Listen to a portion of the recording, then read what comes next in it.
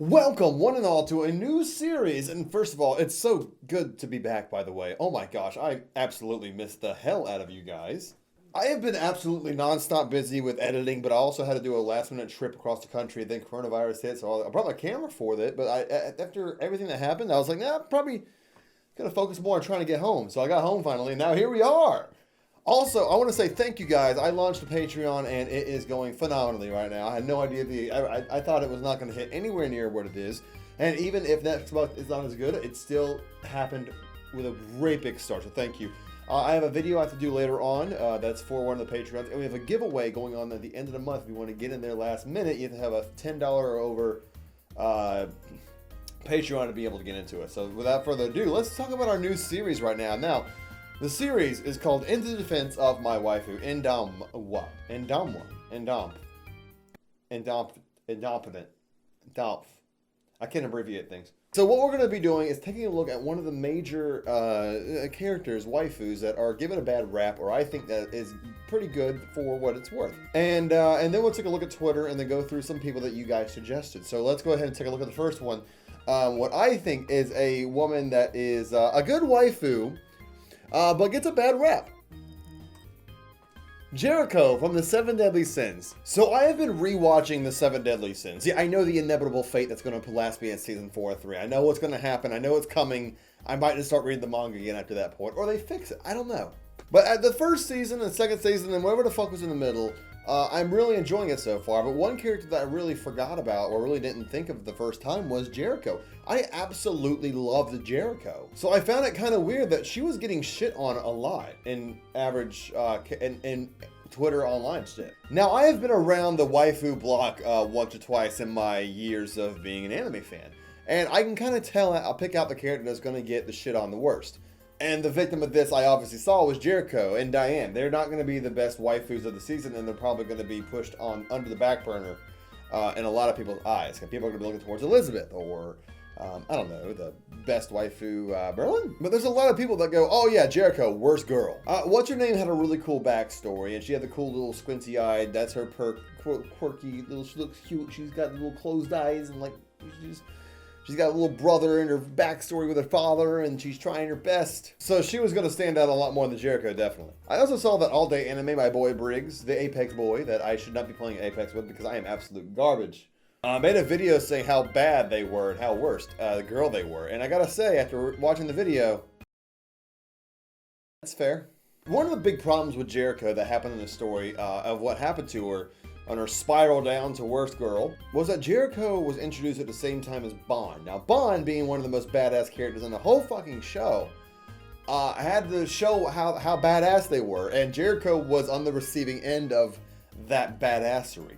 Made her a barber, and she's a dangerous swordsman. He made that joke hilariously. It was great. To show off how much badass Bond was to the dismay of Jericho. Now, this set Jericho into a kind of a character arc of herself, because she wanted this immediately revenge of how Bond basically just humiliated her. She wanted to seem more manly. Even her armor changed after a while because she wanted to seem more manly, and then she became more comfortable with herself, what she thought was comfort, and then hopped back over to the, oh, I can be comfortable in my own skin. But she was more like tomboyish, trying to like show herself, I'm a man, so I could be a leader of a fucking holy knight. I could do this shit. She couldn't do this shit. So yeah, when Bond was being held captive, when Bond was on vacation, see, after she fell into this power-hungry thing, she ended up going towards like drinking demon blood and trying that out, and then she had that power and trying to fight Bond again, but then did not do well that time. But then after the end of the season 1, she kind of lost her powers a little bit and felt bad for what she did, Ugu. I apologize, I had to go make a pizza, and the pizza was excelente. Also, I just realized my volume was down on my microphone, so you probably didn't hear, it probably had bad audio in the first half of this, so I'm so sorry. So, where was I at? Oh yeah.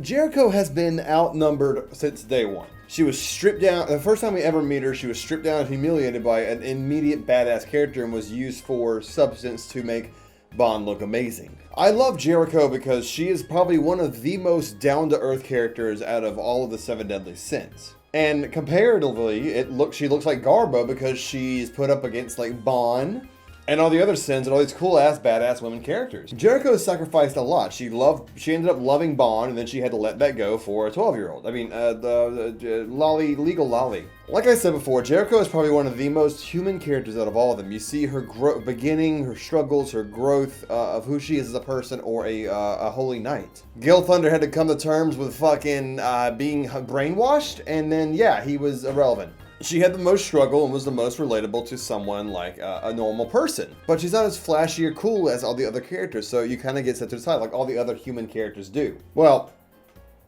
non-Seven Deadly Sins humans.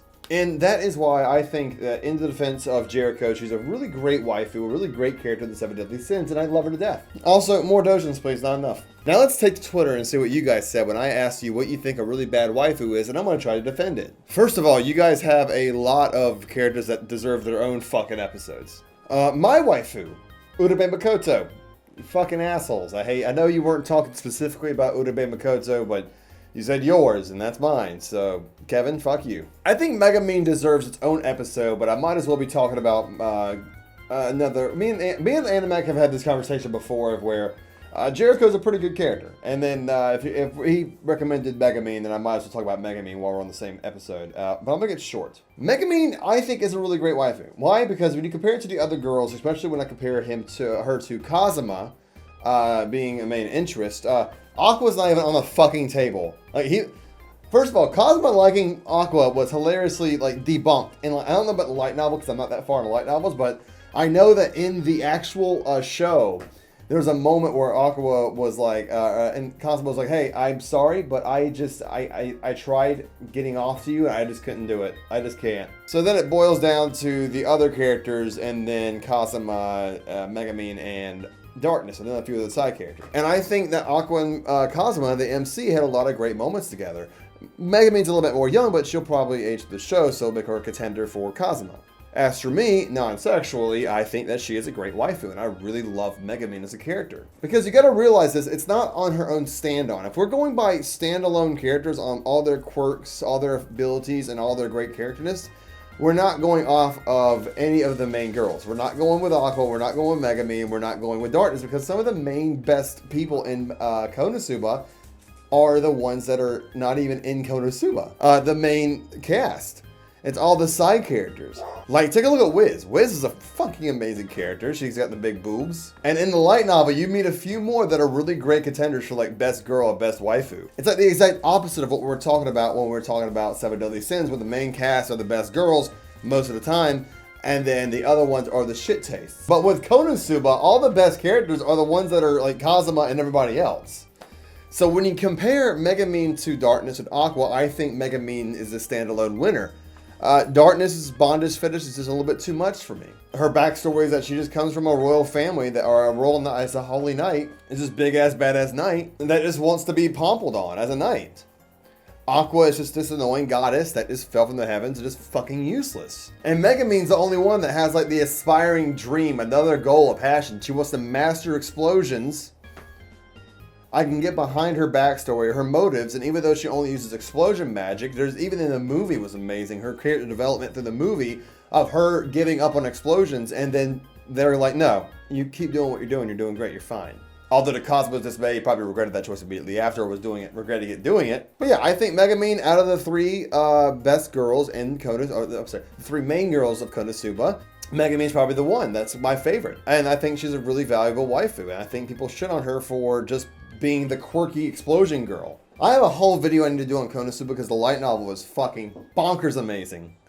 And I would even say I love the show I would love the light novel more than the show right now because there's so much going on with all the characters. It's so great. Renge from Orin High School Host Club. Now, what a fucking pain in the ass character right here. I want to try to defend this one. I can't. We're going to move on. Here we go. I had a tweet that blew up. So in the defense of Tamaki being a great waifu from Fire Force, I have a whole video planned out for Fire Force. I did not like Fire Force as much as most people. I had a lot of hype moments, but the problems I had with it overweighed the enjoyment of it. So I just can't really turn my brain off and watch the anime. No, you gotta have some good shit with it. Come on, that term only works so much. It's been so overused. To turn your brain off and watch Fire Force. Fire Force had some shit writing, and unfortunately, Tamaki was one of those characters that got shit writing. She had this one, like, luck thing, fire thing that doesn't even apply to, like, some... It was a totally random power. It was just this bonkers power that had really no connections to anything. And then the quirk of that was the unlucky sexual situation that she finds herself in. That's it! It was just a write-off for her to be more fucking accidentally sexual, which is a term that's been kind of... Like, Soul Eater had it. I get why the writer put that in. Because Soul Eater had a lot of this mess. Even in the manga, it was a lot more potent. But with Tamaki, it's the outdated, used expression, and it didn't age well at all. It didn't come into a good age. If this anime came out back in, like, say around the same time as Soul Eater, maybe, yeah, it would have came off a little bit more funnier. I wouldn't have cared that much. But right now, I've just seen it so much, and it's just so played out and dull, and it's not creative that I didn't like it. Now, the problem with Maki is that Tamaki is still... She has one of the coolest powers. I will give her that. She has one of the coolest powers. I really enjoyed that. Her outfit that was supposed to help her with her power still looked great. And she was a little bit bitchy on the side, but I kind of like that in the character. She wasn't overdone. So I think Tamaki is a great character that fell. And the reason why a lot of people shit on her is because that she is not the buff, crazy, strong Maki. People associate her bad writing with the whole show is bad writing, so they kind of like put the blame on her too. When they think of her character and not liking that character, they automatically go, well, it was garbage, when in fact the whole kind of show is garbage. So that's gonna do it for this episode of In the Defense of My Waifu. Thank you so much for the people who evolved here on Twitter. Speaking of which, like I said before, I opened up a Patreon. And y'all guys have been so amazing. We have a giveaway coming up. I gotta do some shout outs right now, actually. Fuck. In the $1 tier, I want to thank you, Noah Howard. In the $5 tier, I want to thank you, Douglas Whitaker. And everything and above, thank you, Lee Watts. Thank you, sis. And thank you. And a big shout out to my other Patreon, Connor F. Baumgardner, which I did not forget in the recording of this page. Just, thank you. For also, the number one, that's going to be the next video that I got to talk about, Fabian Winland, which means that it's going to be something crazy going on next video, and you guys are not, I'm not prepared for it, actually, to be honest with you, but we'll explain that later in the next video. Thank you guys so much. Thank you guys so much. You guys have been amazing. Thank you for the Patreon support. Thank you for liking this video. And also, if you want to get involved in the next one, I will probably do this once a month in the defense of my waifu. So at the beginning of March, I'm going to tweet out something about the waifu thing. You'll know it because you watched the video. And then let me know a waifu that you think needs to be defended or should be defended because everybody thinks it's shit and you kind of like them. With that being said, thank you guys so much. Love you and take care. Also, I want to say, too, I've been going through a lot in the past month, and that's part of the reason why I haven't uploaded in the past 3 weeks. I've been missing out the Comey chapters, which is coming back soon. Don't worry. All my scripts have stopped. I'm going through a lot right now. I got my half of my work is gone now because of the COVID thing or the coronavirus, and I can't really do singing, which I really love to do. I did it 4 nights a week, and now I'm not doing it all. So I'm going to put a lot of focus on that in my channel, but I had to go across the country and deal with some stuff, and came back. There's a lot of stress with the traveling, as you know, because of the coronavirus and the earthquake that happened in Utah, which I was at, and canceled my fucking flight because the airport got damaged, which is... that was stressful, and a breakup, and it's just a lot on my plate right now. And you guys, this launching the Patreon and seeing the support and all the people that are coming together and just loving the channel and enjoying the channel and just the editing work I get, just thank you, because it's helped me a lot. The support, not even the support, the ability to do what I do and have an audience that will respond to it, appreciate it, critique it, or just interact with it is the real, what I've been blessed with in the years of growing my channel. And I thank all of you for that. And I didn't mean to do this little segment at the end, but I wanted to let you, it came up and it's been bugging me. I want to let you guys know. Thank you. Thank you a lot. And I will see you in the next video because I have time for that because I'm just editing right now. I love you. Thank you so much.